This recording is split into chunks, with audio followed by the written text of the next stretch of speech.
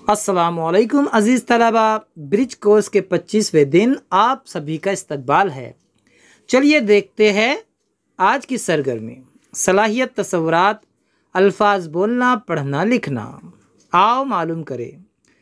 नज़्म का बग़ौर मुताला करना, उस्ताद सरप्रस्त की मदद से नए अल्फाज का मफ़हूम समझना, साथ ही अशआर की तशरीह करना। प्यारे बच्चों, पहले तो हम नज़्म सुन लेते हैं तरन्नुम से। यहाँ पर जो नज़्म के बंद दिए गए हैं, 2 बंद आप गौर से सुनिए, फिर हम उसकी तशरीह करते हैं। गंगोत्री से निकली कैसे उछल उछल कर, और पर्वतों से उतरी पहलू बदल बदल कर। पत्थर बहाए तूने जो रास्ते में आए, कूदी बुलंदियों से जलवे अजब दिखाए। एक राह में बनाए सौब शार गंगा, ऐ शानदार गंगा, ऐ पुरबहार गंगा, ऐ शानदार गंगा, ऐ पुरबहार गंगा। जंगल पहाड़ छोड़े मैदान बसाए तूने, अब और ही तरह के नक्शे जमाए तूने। जंगल पहाड़ छोड़े मैदान बसाए तूने, अब और ही तरह के नक्शे जमाए तूने।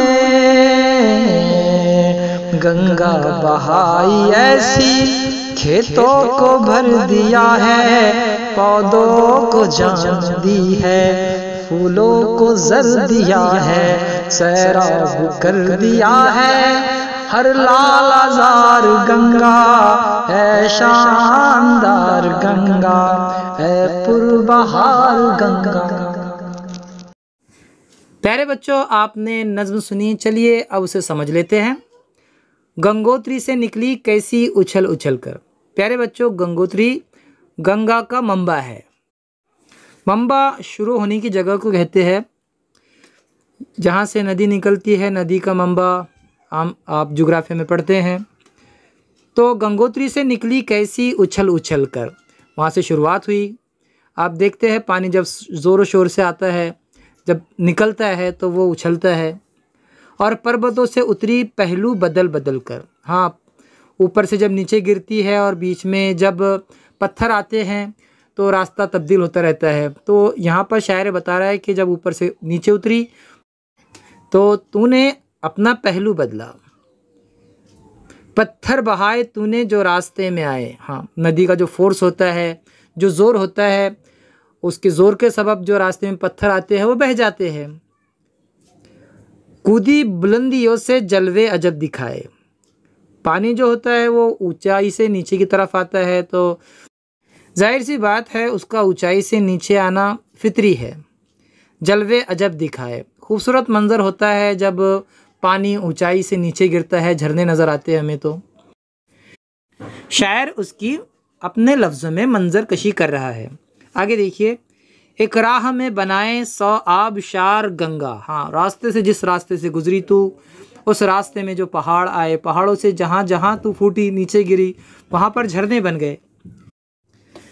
जंगल पहाड़ छोड़े मैदा बसाए तूने। आमतौर पर जो नदियाँ होती है वो जंगल पहाड़ों में होती है, लेकिन यहाँ मैदानों में आ गई, बस्तियों के अंदर।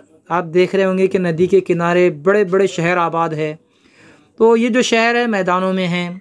तो गंगा का बेशतर जो हिस्सा है वो मैदानों से गुजरता है, वहाँ पर लोग आबाद है। अब और ही तरह के नक्शे जमाए तूने। हाँ, वहाँ पर आप देखेंगे नदी के किनारे अजीब अजीब नक्शे नज़र आएंगे आपको। बड़ी बड़ी इमारतें हैं, पुल हैं और ख़ूबसूरत मंज़र है। तो शायर उस मंज़र को देखकर कह रहा है कि अब और ही तरह के मंज़र जमाए तूने, यानी अब तब्दील होती गई है। पहले जो हालात थे गंगा के, अब चूँकि ज़माना नया आ चुका है तो अब नक्शा बदल। गंगा बहाई ऐसी खेतों को भर दिया है, पौधों को जान दी है, फूलों को जर दिया है। पानी की वजह से खेत भर गए, पौधों को जान मिली। आपको पता है ना कि पानी की वजह से पौधे ज़िंदा रहते हैं, पौधों की बका पानी से है। फूलों को ज़र दिया है। फूलों को ज़र देना, प्यारे बच्चों फूलों को ज़र देना, फूलों के ऊपर देखिए आपने देखा बहुत सारे फूल ऐसे होते हैं जिसके ऊपर ऐसे ज़ीरा नुमा उभरा हुआ हिस्सा होता है, तो उसे फूलों का ज़ीरा कहते हैं, तो उसे कहते हैं फूलों का ज़र। तो पानी से क्या होता है कि उनमें जान पैदा होती है। यहाँ पर गंगा के पानी की वजह से उन फूलों पर क्या हुआ, ज़ीरा पैदा हुआ, तो वो फूलों का क्या हुआ, ज़र हुआ, फूलों की दौलत हुई। वैसे ज़र के माना होते हैं दौलत, और फूलों के ऊपर जो ज़ीरा होता है उसे कहते हैं फूलों का ज़र। सैराब कर दिया है हर लालाज़ार गंगा। सैराब कर देना यानी पानी से भर देना। हर लालाज़ार, हर लालाज़ार सैराब कर दिया। लालाज़ार कहते हैं बाग को, चमन को, और उस खेत को भी कहते हैं जिस खेत में लाले की पैदावार होती है, जिस पर लाल फूल लगते हैं।